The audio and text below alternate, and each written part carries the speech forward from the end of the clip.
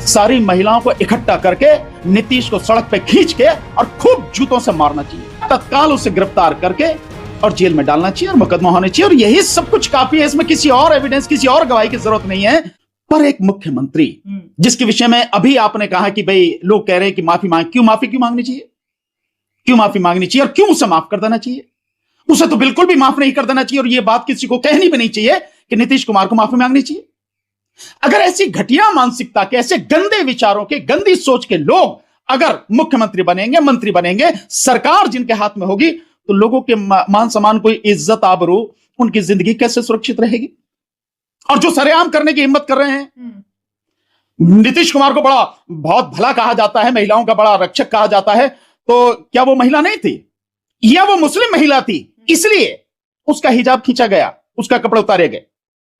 मुस्लिम महिला, ये जो सोच, ऐसे जो लोग हैं, इन लोगों को बहुत सख्त सख्त कानूनी कार्रवाई होनी चाहिए। और अगर मैं थोड़ी देर के लिए भूल जाऊं कि मैं कानून का जानकार हूं या कानून जानता हूं, एक साधारण व्यक्ति हो जाऊं, तो भाषा यह होनी चाहिए कि सारी महिलाओं को इकट्ठा करके नीतीश को सड़क पे खींच के और खूब जूतों से मारना चाहिए, ताकि दुनिया को यह इबादत हो कि अगर किसी महिला के मान सम्मान के साथ खिलवाड़ किया जाएगा तो उनका हश्र ये होगा।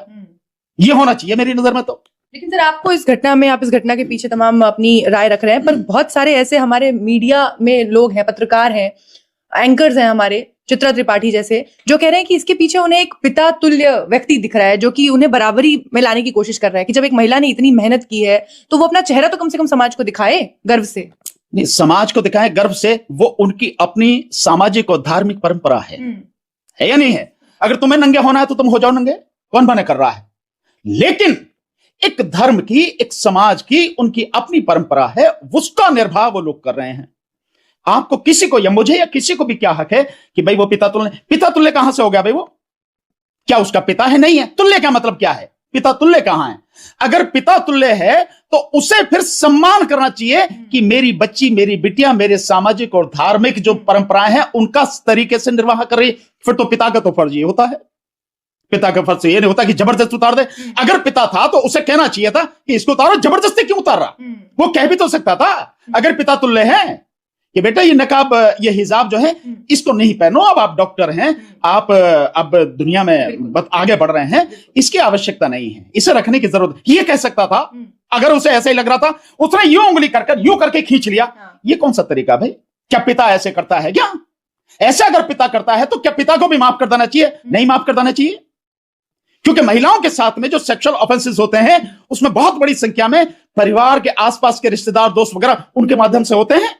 ये अपने आप में सिद्ध फैक्ट है पूरे देश में, पूरी दुनिया में। सर, ये घटना तो हुई, नीतीश कुमार ने जो कुछ किया उसकी तमाम लोग निंदा कर रहे हैं, लेकिन उसके बाद उसकी सफाई में जो तकरीर दी जा रही है, जो लोग उसके लिए बयान दे रहे हैं, चाहे वो संजय निषाद हो बीजेपी के, वो कह रहे हैं कि आदमी है, वो नकाब ही तो खींचा है, कहीं इधर उधर हाथ लगा देते तो कितना बवाल मचाते। आपने संजय निषाद को देखा? मैं कहता हूं कि अगर 50 जूते नीतीश कुमार में मारे जाएं तो संजय निषाद में 200 जूते मारने चाहिए, नंगा करके पीटना चाहिए संजय निषाद को। यही शब्द मेरे बोलना, नंगा करके पीटना चाहिए। आपने देखा है वो वीडियो, जिस तरह से वो पूछ रहा है और इसकी रिकॉर्डिंग है, उसके चेहरे से, उसके शब्दों से कितनी वो घृणा, या यूं कहो कि कितनी गंदगी टपक रही है, गंदगी टपक रही, दिखने में ही, बोलने में, उसका चेहरा जो मुस्कुराते हुए जो बोल रहा है, और जो वो शब्द वो बोले हैं, आपने बोले, मैं उन्हें बोलूंगा भी नहीं, जिस तरह से उसने बोले हैं, ऐसे व्यक्ति को जितनी सजा उसको दी जाए या जितनी सजा उसकी बनती है नीतीश कुमार की, उससे कहीं ज्यादा सजा इस संजय निषाद की बनती है। पर करें क्या? दोनों, एक बीजेपी से जुड़ा हुआ है, बीजेपी के साथ में गठबंधन में है, और एक बीजेपी में ही है, पहले उसकी अपनी पार्टी थी, या उसके साथ गठबंधन में ही है। तो बीजेपी के साथ गंदगी के अलावा कुछ मिलेगा नहीं आपको। जो मिलेंगे इसी तरह के घिनौने चरित्र वाले, गंदी सोच वाले, महिलाओं के प्रति एक घिनौना विचार रखने वाले ऐसे लोग मिलेंगे, सारे के सारे हैं। लेकिन इनका इलाज करना चाहिए, मैं समझता हूं जनता को इनका इलाज करना चाहिए, नहीं तो ऐसे लोग मंत्री बनेंगे, सरकार में रहेंगे, तो किसकी बहन बेटी सुरक्षित है? तो इसमें कोई दो राय नहीं है कि ये दोनों ही जो घटनाएं हैं, चाहे वो संजय निषाद की बयानबाजी हो, चाहे नीतीश कुमार ने जो कुछ किया, वो महिलाओं के विरोध में है और महिलाओं के लिए बहुत ज्यादा चिंताजनक है। लेकिन इसको ढकने की जिस तरीके से कोशिश की जा रही है, और इसको ढकने के मार्ग में आप देखेंगे कि बाबा साहेब अंबेडकर को बीच में ला दिया गया है। उनको लाकर कहा जा रहा है कि चित्रा त्रिपाठी ट्वीट कर रही है बाकायदा, और वो कह रही है कि बाबा साहेब को पढ़िए कि उन्हें घूंघट से और बुरखे से महिलाओं की प्रगति में कितना बड़ा रोड़ा था, इस बात के वो कितने खिलाफ थे, अब उनको बीच में ले आया गया है। ये चित्रा त्रिपाठी जैसे जो है ना, जो लोग हैं जिन्होंने गुलामी की तमाम पराकाष्ठाएं पार कर दी हैं, इस तरह के सारे एंकर जो बाबा साहब का नाम लेती है, अपने जुबान से बाबा साहब को पढ़ा है, समझा है, कभी सोचा भी है बाबा साहब के विषय में? अगर बाबा साहब को पढ़ते तो जिस तरह से गुलामी कर रही है, जिस तरह से सरकार के सामने पूरी तरह से बिछे हुए हो तुम लोग, और सरकार की मतलब एक प्रवक्ता के रूप में काम कर रहे हो, ये मीडिया का काम नहीं है, सफाई दे रही है। इसी से पता लगता है कि न केवल ये पूरी तरह से गुलाम है, बल्कि दलाल भी बन चुके हैं उन लोगों के जो अपराधी हैं। वो सारे लोग, जो लोग नीतीश कुमार की इस घिनौनी हरकत को और संजय निषाद की इस घिनौनी हरकत को प्रोटेक्ट कर रहे हैं, उसको संरक्षण दे रहे हैं या उसके पक्ष में खड़े हैं, ये सारे के सारे लोग भी इसी अपराध के अपराधी हैं। ताकि ये जो है इनको बचाने की जो कोशिश कर रहे हैं, इनको भी इसी तरह की, इनके खिलाफ भी एफआईआर होनी चाहिए, इनके खिलाफ भी कानूनी कार्रवाई होनी चाहिए, इन्हें भी अरेस्ट किया जाना चाहिए। ये वही लोग हैं। लेकिन आज की तारीख में गुंडों की सरकार है, गुंडे सरकार में बैठे हैं, जो कह रहे हैं, जो उनकी गुलामी कर रहे हैं, जो दलाली कर रहे हैं, वही उनके पक्ष में खड़े ये सारी बातें करें, इसलिए ये सारी चीजें हैं। नहीं तो कोई भी, और विशेषकर महिला, अफसोस की बात कि चित्रा त्रिपाठी एक महिला है, और उससे भी बड़ी बात है कि वो पत्रकार है, बावजूद उसकी सोच इतनी घटिया, इतनी गंदी है, और एक अपराधी को प्रोटेक्ट करने के लिए काम कर रही है। अब आपने गुंडों का जिक्र किया तो मुझे याद आया कि डॉन है, पाकिस्तानी डॉन शहजाद भट्टी, उन्होंने भी नीतीश कुमार को एक धमकी भरा वीडियो जारी किया है, जिसमें वो कहते हैं कि एक इतने बड़े पद पर, उच्च पद पर बैठा हुआ व्यक्ति इस तरीके की हरकत करता है, एक महिला की, एक बच्ची का जब वो नकाब उतारने की कोशिश करता है, तो अभी भी समय है, माफी मांग ले, नहीं तो बाद में ये ना कहे कि हमने चेतावनी नहीं दी थी। इस तरीके की धमकियां आ रही नीतीश कुमार को, और साथ ही सबसे उसके धमकियां आ रही हैं, और उनको बचाने के लिए सबसे पहले जेडीयू जो है वो तैयार है। उनके अल्पसंख्यक मिनिस्टर जो है जमा खान, वो कह रहे हैं कि उनकी हिम्मत नहीं है कि वो नीतीश कुमार को हाथ लगा दे, अफवाहें हैं सब। नहीं, ये तो जमाल खान कह रहा है कि उसकी हिम्मत नहीं है कि नीतीश कुमार को हाथ लगा दे। जमाल खान ने ये नहीं कहा कि नीतीश कुमार ने कितनी घिनौनी हरकत की है, इसका विरोध क्यों नहीं किया, उसने खुद एफआईआर क्यों नहीं करवाई? जमाल खान ने, जमा खान जो भी है, जमा खान या घटा खान जो भी है, इन सब ने क्यों नहीं उसके खिलाफ एफआईआर कराई? यानी एक अपराधी को प्रोटेक्ट कर रहे हो, और कोई भी भाई, अगर आप समझिए कि मुझे अगर इतना गुस्सा आ रहा है, तो उस धर्म से जुड़ा हुआ जो व्यक्ति है उसको गुस्सा आना स्वाभाविक है, किसी को भी आना स्वाभाविक है। लेकिन बात सोचने की है कि ये सब हो क्यों रहा, इतना होता ही क्यों?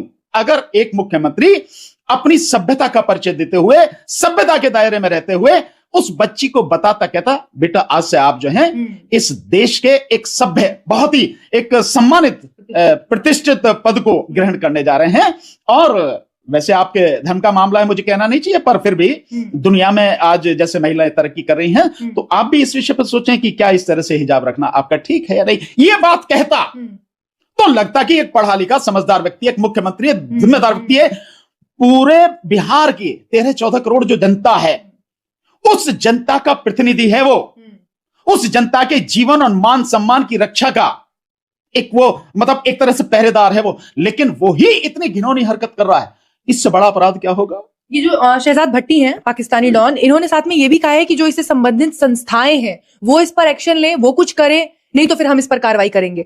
तो जो हमारी संबंधित संस्थाएं हैं, सबसे पहले तो बीजेपी पार्टी का हम अगर जिक्र करें कि क्या उनकी तरफ से कोई प्रतिक्रिया जो अब तक नहीं आई है। गिरिराज सिंह से पूछा गया कि लड़की ने ज्वाइनिंग लेटर लेने से मना कर दिया, वो कह रही है कि अब वो ज्वाइन नहीं करेगी, कह रहा भाड़ में जाए, जहन्नुम में जाए, इस तरीके की बयानबाजी। गिरिराज जैसे ये कीड़े मकोड़े जो हैं, इनकी बात कर रहे हो तुम लोग, ये क्या है? ये लोग, ये सारे के सारे उसी गंदगी में बजबजाते कीड़े हैं जो जिस गंदगी में बीजेपी जीती है। और है क्या? ये क्या है? ये लोग आज सत्ता है, सत्ता के दम पर ये जो चाहे कर रहे हैं, पर इनका तमाम का आचरण देखो। बीजेपी में एक आदमी नहीं है, कितने ही लोग हैं जो इस तरह की घिनौनी मानसिकता रखते हैं, जो इस तरह की धार्मिक सांप्रदायिक घिनौनी मानसिकता रखते हैं। उसके तहत ही सारे के सारे लोग काम करते हैं। कौन ये लोग?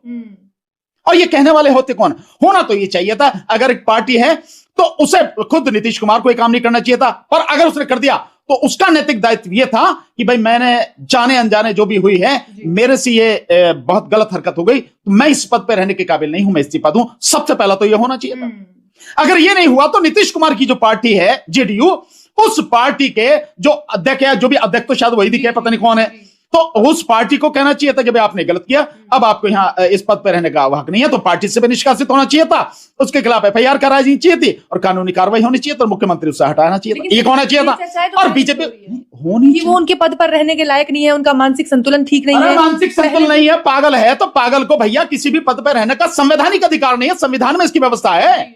मानसिक दिवालिया ना हो, ये लिखा हुआ है। बिल्कुल मानसिक दिवालिया, और वो तो मुख्यमंत्री है, जबकि कोई भी व्यक्ति एमएलए तक नहीं बन सकता, प्रधान नहीं बन सकता गांव का, जिला पंचायत का मेंबर सदस्य नहीं बन सकता, नगर पालिका का नहीं बन सकता। पागल अगर है तो पागलों की जरूरत थोड़ी है भैया। सो जो संवैधानिक रुकावट है, अगर पागल है तो उसे तो वैसे ही हटा देना चाहिए। लेकिन जितनी भी संवैधानिक संस्था हैं, तो मैंने आपको बताया कि नीतीश कुमार को, फिर पार्टी को, और नहीं तो बीजेपी को कार्रवाई करनी चाहिए। पर बीजेपी तो ऐसे लोगों को पालती है, ऐसे लोगों का साथ देती है, बीजेपी में खुद ऐसे लोग हैं।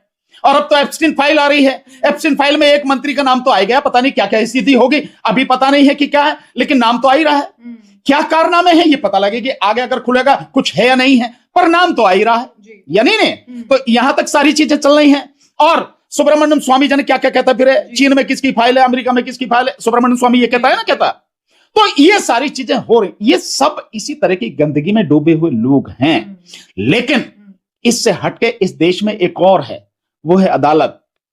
देश की अदालत हाई कोर्ट को, सुप्रीम कोर्ट को इस तरह के वक्तव्य पर, इस वक्तव्य ने इस तरह के घिनौने काम पर सुमोटो एक्शन लेना चाहिए, पर अभी तक किसी ने लिया तो नहीं है। जी नहीं। तो यानी कि सभी संस्थाएं जो एम्पावर्ड हैं, जो शक्तिशाली हैं, जो समर्थ हैं, सक्षम हैं, जिनके हाथ में इसको करने की पूरी ताकत है, वो तमाम संस्थाएं अभी तक चुप बैठी हैं।